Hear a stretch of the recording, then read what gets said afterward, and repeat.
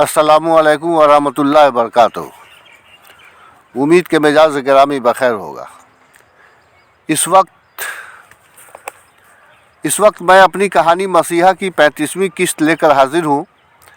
बराह करम तवज्जो फरमाएँ। उस दिन सुबह बेदार होते ही अपनी अपनी आदत के मुताबिक महताब व कुमोदिनी ने गुस्ल किया और महताब ने लेमन टी की फरमाइश करके दरवाजे पर चला गया तो कुमोदिनी फ़ौरन ही उसकी ख्वाहिश के मुताबिक लेमन टी बनाकर दरवाजे पर राजन की मार्फत भेज दिया और अपनी छोटी माँ व रमा काकी के साथ मिलकर मछली और पूड़ियाँ बनाने में मसरूफ़ हो गई। कोई घंटा भर बाद सुबह के 9 बजे सबों ने नाश्ता किया। नंदू राम भी नाश्ते के बाद 200 रुपये पाकर बेहद खुश हुआ। चलते वक्त उसने रामलाल से कहा, काका हमारा मन भी जाने को नहीं हो रहा है। अगर मालिक के यहाँ मेरा भी कोई काम होता तो मैं भी मालिक की सेवा में यहीं रहता। बचपन से रिक्शा चला चला कर थक चुका हूँ काका। रामलाल बोला, मौका मुनासिब देखकर मालिक बाबू से जिक्र करूँगा नंदू, देखें वो क्या कहते हैं। वैसे तीसरे महीने 10 जून को यहाँ बाबू मालिक के मित्र और उनकी मुँह बोली बहन लक्ष्मी बीबी जी की शादी है जिसमें दंगल भोज होगा, चले आना। ठीक है काका, हम ज़रूर आएंगे। बारसूरत मियाँ अयूब को भी बुलाकर नाश्ता कराई गई और वो जब चाय पीकर आश्रम लौट गए तो महताब अपने कपड़े तब्दील करने लगा। मालती देवी व कुमोदिनी उसके करीब ही मौजूद थीं। महताब बिल्कुल खामोश था, लिहाजा उसका चेहरा देखकर कुमोदिनी ने पूछा, पता नहीं मुझे क्यों ऐसा लग रहा है कि मेरे साजन के दिलो दिमाग में इस वक्त कुछ चल रहा है। महताब चौंकते हुए धीरे से हंसकर बोला, अरे आप तो लाल बुझक्कर हैं, फिर आपका कयास गलत भी कैसे होगा। कुमोदिनी फर्त जज्बात से मगलूब होकर अपनी बाहें उसकी कमर के गिर्द लपेटते हुए पूरी तरह उससे चिपक गई। बोली, बताइए ना, किस कल्पना में खोए थे। महताब ने अपनी दोनों बाहें उसके शाने पर फैलाकर कहा, मैं सोच रहा था कि मम्मी और राजन बाबू जब नए मलबूसात में घर पहुंचेंगे तो मम्मी जी के बाकी बेटों और इनकी अकलौती बहू के दिल पर क्या गुजरेगी। कुमोदिनी मुस्कुराकर उसकी आंखों में झांका और बोली, तो फिर आपकी क्या राय है। मेरी राय है कि बाकी तीनों भाइयों के लिए भी 2-2 अदद पैंट शर्ट के कपड़े और दुल्हन के लिए साड़ी ब्लाउज के 2 अदद कीमती सूट भेज दूं। उसकी सिलाई और जूतों चप्पल के लिए माकूल रकम भी भेज दूंगा। कुमोदिनी मुस्कुराकर आंखें मटकाकर जो महताब को बेहद अच्छा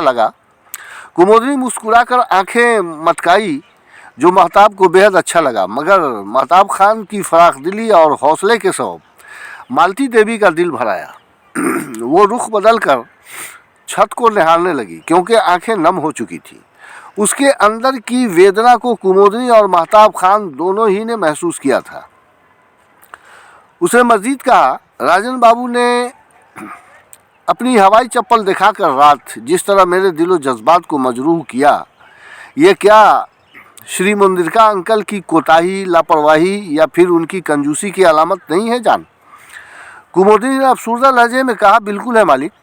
तो फिर इससे साफ जाहिर है कि इतनी बड़ी जायदाद रखने वाले ये ज़मींदार अन्न और धन का भंडार जमा करने में इस कदर लीन है कि उन्हें अपने बाल बच्चों की ज़रूरियात भी नज़र नहीं आती। अफसोस है मुझे उनके मिजाज पर। तभी राजन ने कहा, जीजा जी आप भूल कर भी उस बुड्ढे के लिए कुछ मत खरीदिएगा, बहुत ढोंगी और खड़ूस है बुड्ढा। ये सुनकर चुपके रो रही मालती मुस्कुराई तो कुमोदिनी और महताब भी उसकी बातों पर मुस्कुराए बगैर नहीं रह सके। दूसरे ही लम्हे महताब उन्हें अपनी कार से लेकर चलने को हुआ तो कुमोदिनी ने कार के करीब खड़ी रमा देवी से कहा, दिन के भोजन के लिए चावल दाल और रात का भुना गोश्त फ्राई कर लेना काकी, कैसा रहेगा साहब जी। उसने महताब की आंखों में झांक कर पूछा तो उसने पूरे जोश और खरोश से कहा, बहुत उम्दा और बेहतर रहेगा। बहरहाल एक बात और, मम्मी जी से पूछिए पहले हमारे सकूनत गाह पर चलेंगी क्या। मामी जान और समीदुल बुआ से भी मुलाकात हो जाएगी और वहाँ से भी थोड़ी थोड़ी चाय पीकर निकल चलेंगे। मालती फौरन बोली, इसमें पूछने की क्या बात है, ले चलिए ना। वाह, बहुत खूब, कहकर माताब ने कार स्टार्ट की और आगे बढ़ गया। कोई 20 मिनट बाद ही कार शहनाज मंजिल के कंपाउंड में रुकी तो दिलशाद बानो व समीदुल निसा बाहर निकल आईं। कुमोदिनी, राजन और मालती आगे बढ़ी। राजन और कुमोदिनी ने दिलशाद बानो और समीदुल निसा के कदमों में झुक गईं और मालती देवी ने हाथ जोड़कर दिलशाद बानो को प्रणाम किया तो उसने मालती को अपने गले से लगा लिया और सभी घर के अंदर दाखिल हो गईं।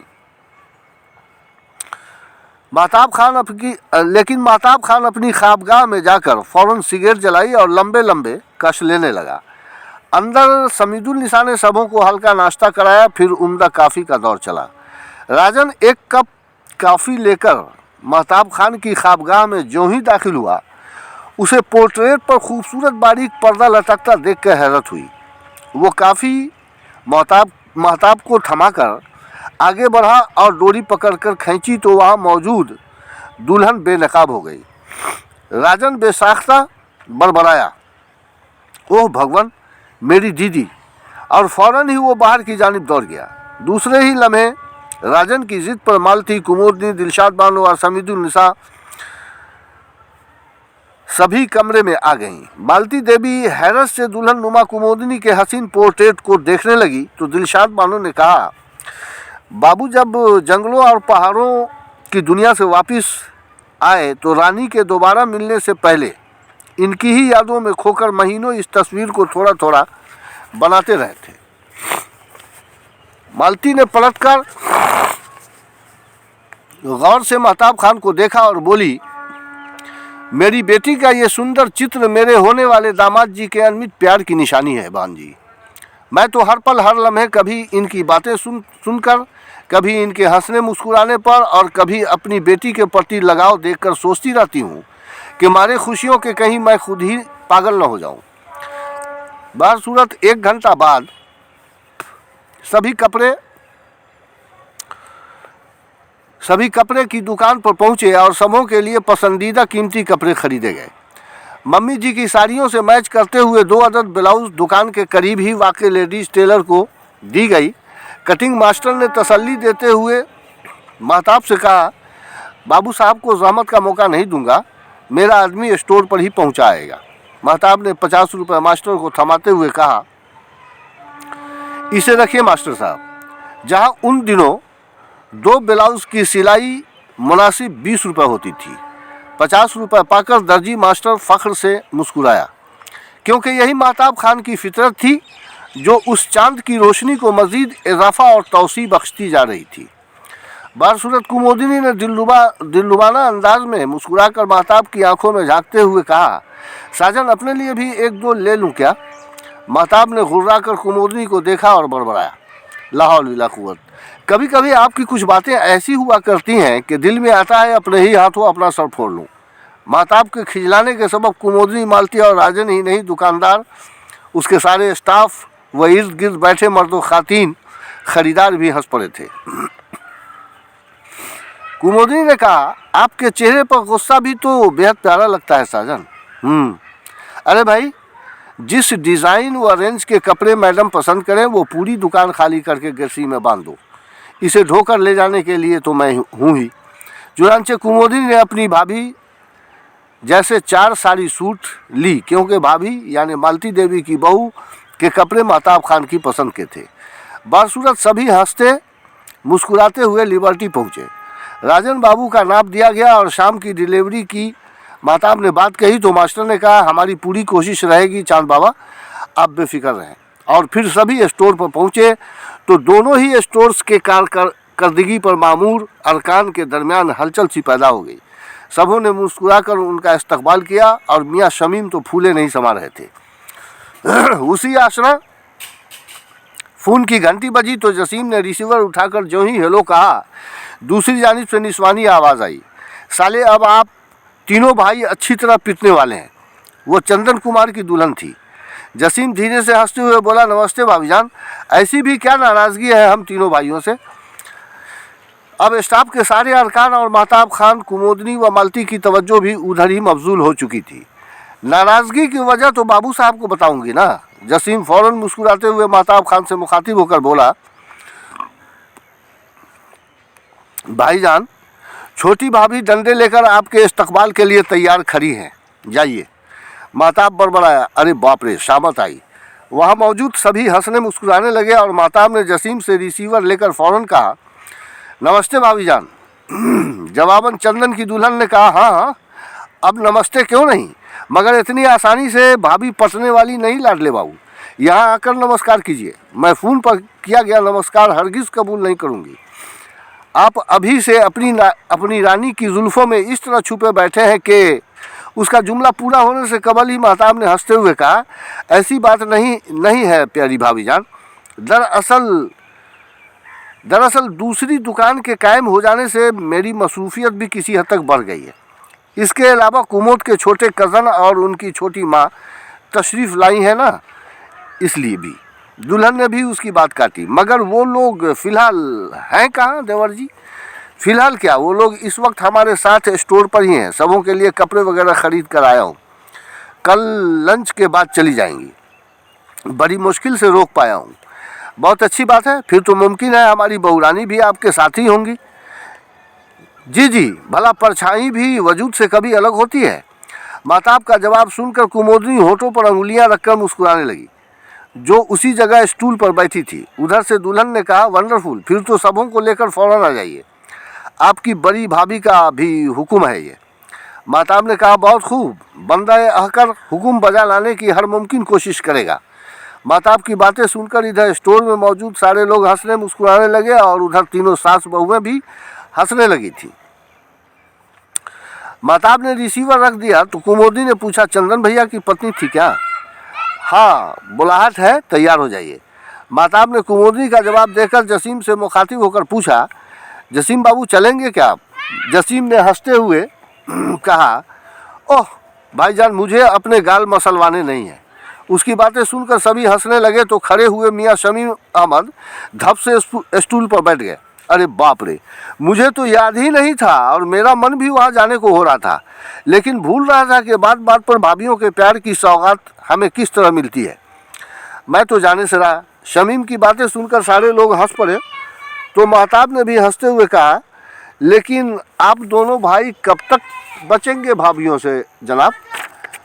शमीम ने फ़ौरन नखरे दिखाए। भाईजान, ऐसा होता है क्या? भाभियों को आप पर प्यार आता है तो आपके गले में बाहें डालते हुए अपने गाल आपके होंठों से लगाकर बातें करती हैं और हमारे गालों का वो मोहतरमाएँ सत्यानाश कर देती हैं। ऐसा कहीं इंसाफ होता है क्या रशीद भैया? रशीद क्या जवाब देता? भला हंसने से फुर्सत किसे थी उसकी बचगाना, मगर सच बात सुनने के बाद मालती देवी व कुमोदनी सर झुकाकर बेतहासा हंस रही थी। महताब ने अपनी खामोश हंसी पर काबू पाते हुए कहा, अच्छा तो अब आप इस काबिल हो चुके हैं कि भाभियों के गालों पर आपकी भी निगाहें फिसलती रहती हैं। शमीम शर्माकर काउंटर से अपना सर टिका दिया, बल्कि औधा हो गया और महताब मजीद बोला, घबराइए नहीं, इसी साल के आखिरी अय्याम तक रहमतनगर से भी मोम की गुड़िया जैसी आपकी लाडली भाभी को ले आऊँगा इंशाअल्लाह रहमान। मियाँ जसीम फ़ौरन मुस्कुराकर दूर सड़क की घमाघमी को देखने लगा। खैर, महताब ने रशीद से मुखातिब होकर कहा, रशीद भैया जाइए, दीपक से 2-3 किलो बेहतरीन नफीस मिठाइयाँ ले आइए। आप लोग अपने लिए भी 1-1.5 किलो अलग से ले लेंगे। रशीद ने फ़ौरन बाबू से चाबी ली और कार से निकल गया। जब वापस आया तो महताब की हिदायत पर स्टोर स्टाफ के लिए भी मिठाइयाँ लेकर आया और सीधे पहले अपनी मालकन रानी के करीब जाकर पैकेट खोलकर अदब से आगे किया तो कुमोदिनी ने मुस्कुराकर कहा, नहीं रशीद भैया, हमें अभी कुछ नहीं चाहिए। आप सभी लोग ही खाएं, दोनों शहजादों को खिलाइए। दरअसल हम लोग शहनाज मंजिल पर होकर आए हैं ना, वहाँ मामी जी और समीजुल बुआ ने मुख्तलिफ नमकीन डिश के साथ मिठाइयाँ भी परोस दी थी। रशीद इल्तिजा अमेज लहजे में बोला, एक एक भी आप लोग ले लेती ना मालकन जी? नहीं, बस शुक्रिया। कुमोदनी के इनकार करने पर रशीद ने उस वक्त डब्बा जसीम बाबू के सामने काउंटर पर रख दिया। चुनांचे सिर्फ निस्फ घंटा बाद ही महताब खान कुमोदनी, मालती देवी और राजन को लेकर वंदना भवन जा पहुंचा। प्रभु अंकल समेत सभी लोग खुश थे। यके बाद दीगरे रंजन कुमार, चंदन कुमार भी आकर मालती आंटी के चरण छुए और बड़े ही इत्मीनान के साथ वापस दुकान पर गए थे, क्योंकि छोटी बहू रानी के प्रति यानी कुमोदनी के प्रति उनकी इकलौती चची के सहानुभूति, प्रेम, सम्मान और किसी किस्म के मुतअस्सिब ख्यालात के न होने के सबब प्रभु दयाल जी और उनके घर के सभी लोग अशश कर उठे थे, क्योंकि मालती आंटी को चांद बाबू व मिस कुमोदनी सिन्हा के रिश्ते पर कोई एतराज़ कतई नहीं था, जो कि बहुत बड़ी बात थी। अलबत्ता मसलहतन उसका खुलकर सामने नहीं आना उसकी खास मजबूरी थी। ताहम कुमोदनी बिटिया के लिए मालती देवी का जो मशवरा था उसका जिक्र भी उसने प्रभु दयाल जी और उनके घर के सभी अफराद के सामने खुले लफ्ज़ों में दोहरा दिया था, जिससे सभी मुत्तफिक भी हो चुके थे। बाहर सूरत सबों को लंच प्रभु अंकल के घर पर ही कराई गई। कुमोदनी ने घर पर फ़ोन करके रमा देवी को बताया कि आप और रामू काका खा लें, हम लोग अपने प्रभु अंकल के घर पर हैं। प्रभु जी कुमोदनी के मुख से अपनी बातें सुनकर फूले नहीं समा रहे थे, क्योंकि वैसे भी अपने चंदा बेटे के ताल्लुकात, हालात व मोहब्बत के एतबार से उस बेपनाह हसीन दोशीज़ा के वो होने वाले ससुर ही तो थे। चुनांचे इन लोगों को शाम की चाय के बाद ही बमुश्किल वापसी की इजाज़त दी गई और ये लोग यशोदा भवन पहुंची। उससे कबल ही रशीद राजन और मालती देवी के सिले हुए कपड़े पहुंचा गया था। रमा देवी ने बताया, रशीद बबुआ इतनी जल्दी में थे कि बमुश्किल चाय पी और बोले, काकी शाम में अक्सर जनरल स्टोर पर भीड़ बढ़ जाती है, इसलिए मेरा रहना ज़रूरी है। महताब ने कहा, बहुत खूब, हमारे स्टाफ के हर अफराद बड़े ज़िम्मेदार किस्म के लोग हैं जान। हाँ, इसमें क्या शक है, मगर अब आप बताइए साजन कि रात के खाने में इंतज़ाम क्या करूं? महताब चौंका। दिन का खाना ख़राब हो गया होगा क्या? कुमोदनी बोली, नहीं ख़राब क्यों होगा, मगर क्या आप भी रात के खाने में वही खाना पसंद करेंगे? हाँ, क्यों नहीं, ज़रूर खा लूँगा, बस उसे सिर्फ गर्म कर देंगी। जी वो तो कर ही दूँगी, मगर वाकई छोटी माँ, मेरे साजन कितने समझदार हैं। उसकी बातों को रमा देवी और मालती टोंट समझकर हंसने लगी तो राजन से बोले बगैर रहा नहीं गया। उसने भी अपनी दीदी पर टोंट कस दिया। अरे वाह दीदी, आप तो मक्खन लगाना भी आपको भली भांति आ गया है। फिर क्या था, रमा और मालती के साथ ही महताब भी बुलंद आवाज़ में हंस पड़ा तो कुमोदनी ने कहा, अरे लड़का, तुम भाई होकर भी मेरे घर मेरे मियाँ को ख़राब करने का प्रयत्न कर रहा है। ऐसी बात नहीं है दीदी, मैं तो जीजा जी को फुलाने की कोशिश कर रहा था। अब ये सुनकर कुमोदनी भी हंस पड़ी और महताब ने फर्त जज्बात से मगलूब होकर राजन के होंठों का किस कर लिया था। डट्टी बॉय। बहरहाल उस शाम कुमोदनी, महताब खान, मालती देवी, रमा देवी और राजन इमारत के अकबी हिस्से में वाक़े आश्रम में घूमने निकले तो बच्चे बच्चियों ने शोर मचाया। दीदी जी आ गई, जीजा जी आ गए। मालती का कलेजा फ़ख्र से फूल उठा। सभी बच्चे बच्चियों ने आकर दीदी व जीजा और मालती के चरणों को छूकर आशीर्वाद लिया। बड़े बुजुर्ग मर्द व खातिन भी सिमट आए। उनमें सब वृद्ध स्त्रियां हिंदू थीं। उन्होंने आगे बढ़ कर महताब खान व कुमोदनी की बलाएं लेने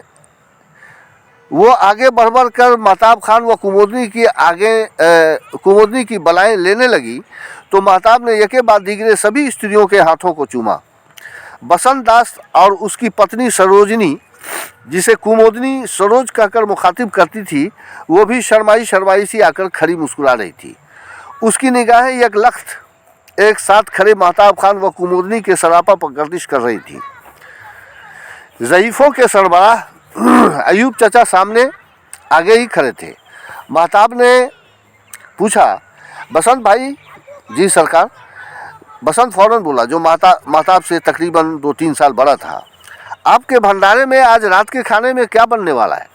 बसंत ने कहा, जी मालिक बाबू, अयूब चचा का आदेश है कि आज रसदार आलू परवल की भांजी और रोटी बनाई जाए।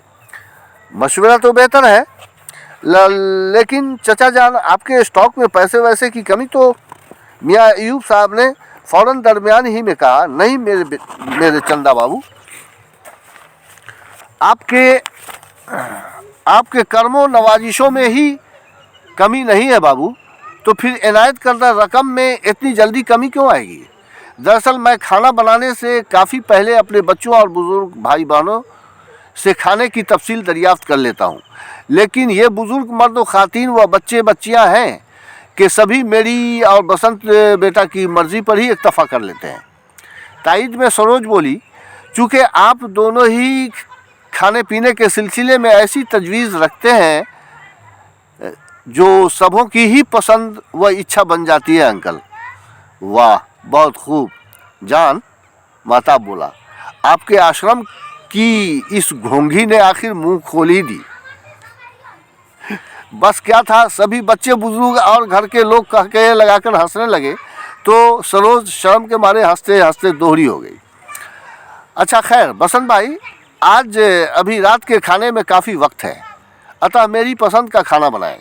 मांगूर, अरे नहीं, वो मलगा मछली और रोटी चावल दोनों ही हो सकता है, दोनों ही चीज़ें मिलाकर लोग खाना चाहें। एक प्लेट मछली मेरे लिए भी दे जाइएगा। और आप, क्या नाम है? रमा देवी मुस्कुराते हुए बोली, सरोजनी। अच्छा, हाँ, तो हमारी सरोजनी जी, बातें पूरी होने से कबल ही कुमोदनी, मालती, रमा देवी और राजन के साथ ही सभी बच्चे बच्चियाँ और बुजुर्गवार बुलंद आवाज़ में हंस पड़े। जब कहकहों का बाजार ठंडा पड़ा तो महताब ने कहा, हाँ, तो मैं सरोजनी जी से ये कह रहा था कि मेरे लिए गरम चपाती भी भेजेंगी। जी मालिक बाबू, ऐसा ही होगा। महताब ने मजीद कहा, आपने मेरी बातों का बुरा तो नहीं माना? जवाबन घर और आश्रम की औरतों में हलचल पैदा हो गई। महताब का ये पूछना किसी को अच्छा नहीं लगा, क्योंकि वो खुद एक मिसाली मर्द व ख़ानदानी बाबू था जिसका ज़माने में दूर दूर तक कोई सानी नहीं था। हालांकि कुमोदनी और सरोजनी दोनों ही बखूबी समझ रही थी कि महताब ने महज प्यार से पूछा था कि आपने मेरी बातों का बुरा तो नहीं माना। बावजूद इसके मालती देवी और आश्रम की चंद दिगर खातिन को सरोजनी को नीचा दिखाने के लिए उस पर क्रिटिसाइज नहीं करना चाहिए थी। इन लोगों का जवाब महताब खान इस तरह देना चाहता था कि मेरी निगाहों में दुनिया के कोई भी मर्द व खातिन कमतर और ऊंचे नीचे तबकात के नहीं दिखाई पड़ते। हमारी मोहब्बत व हमदर्दी सबों के लिए अगरचे यकसा है, ताहम उनमें गरीबों और नीच व कमतर समझे जाने वालों को खसूसी दर्जा हासिल है। मगर वो अपनी बातें, अपने ख्यालात जाहिर भी नहीं कर पाया था कि सरोजनी ने किसी हद तक दुखी लहजे में कहा, चंदा मालिक एवं लाडली मालकन की हर बातें सरोजनी और इसकी फैमिली के तमाम छोटे बड़े सदस्यों के सर आँखों पर। मुझे तो कभी कभी खुद ही संदेह होने लगता है कि मेरे मालिक व मालकन शायद स्वर्ग से भटक कर इधर चले आए हैं और हम भाग्यशाली हैं कि मालिक व मालकन के शरण में आ गए हैं।